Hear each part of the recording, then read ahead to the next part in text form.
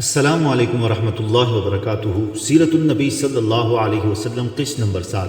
اگر آپ کو ہماری یہ کاوش پسند ہے تو کمنٹ میں سبحان اللہ ضرور لکھیں، اور اگر چینل پر نئے ہیں تو سبسکرائب بھی کر دیں، شکریہ۔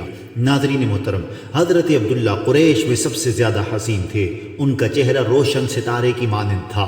قریش کی بہت سی لڑکیاں ان سے شادی کرنا چاہتی تھیں، مگر حضرت عبداللہ کی حضرت آمنہ سے شادی ہوئی۔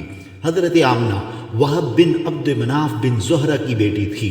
شادی کے وقت حضرت عبداللہ کی عمر 18 سال تھی۔ یہ شادی کے لیے اپنے والد کے ساتھ جا رہے تھے۔ راستے میں ایک عورت کعبے کے پاس بیٹھی نظر آئی۔ یہ عورت ورقہ بن نوفل کی بہن تھی۔ ورقہ بن نوفل قریش کے ایک بڑے عالم تھے۔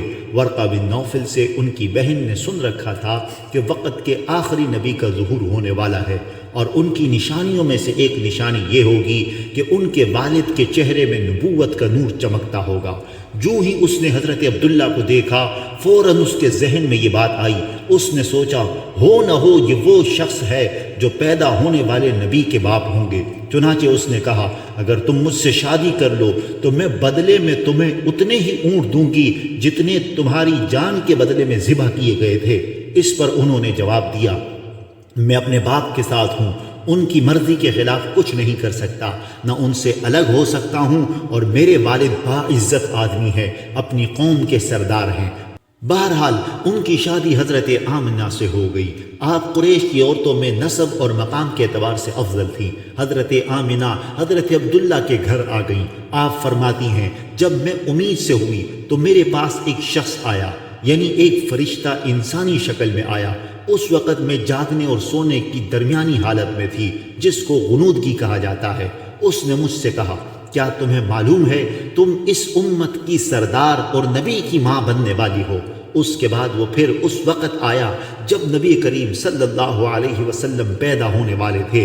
اس مرتبہ اس نے کہا، جب تمہارے ہاں پیدائش ہو تو کہنا میں اس بچے کے لیے اللہ کی پناہ چاہتی ہوں، ہر حسد کرنے والے کے شر اور برائی سے۔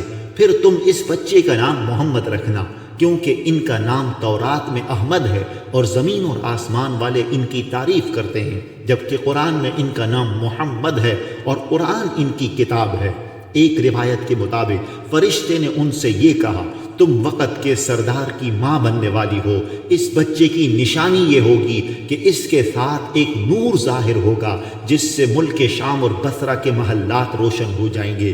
جب وہ بچہ پیدا ہو جائے گا تو اس کا نام محمد رکھنا، کیونکہ تورات میں ان کا نام احمد ہے کہ آسمان اور زمین والے ان کی تعریف کرتے ہیں، اور انجیل میں ان کا نام احمد ہے کہ آسمان اور زمین والے ان کی تعریف کرتے ہیں، اور قرآن میں ان کا نام محمد ہے۔ حضرت عبداللہ کے چہرے میں جو نور چمکتا تھا، شادی کے بعد وہ حضرت آمنہ کے چہرے میں آ گیا تھا۔ امام زہری فرماتے ہیں، حاکم نے یہ روایت بیان کی ہے اور اس کو صحیح قرار دیا ہے کہ صحابہ رضی اللہ عنہم نے حضور نبی کریم صلی اللہ علیہ وسلم سے عرض کیا، اے اللہ کے رسول، ہمیں اپنے بارے میں کچھ بتائیے۔ آپ صلی اللہ علیہ وسلم نے ارشاد فرمایا، میں اپنے باپ ابراہیم علیہ السلام کی دعا ہوں، اپنے بھائی عیسیٰ علیہ السلام کی بشارت اور خوشخبری ہوں۔ جب میں اپنی والدہ کے شکم میں آیا تو انہوں نے دیکھا کہ ان سے ایک نور ظاہر ہوا ہے، جس سے ملک شام میں بصرہ کے محلات روشن ہو گئے۔ ناظرین محترم، یہ بہترین سلسلہ جاری ہے، لہٰذا قسط نمبر 8 دیکھنا ہرگز نہ بھولیں۔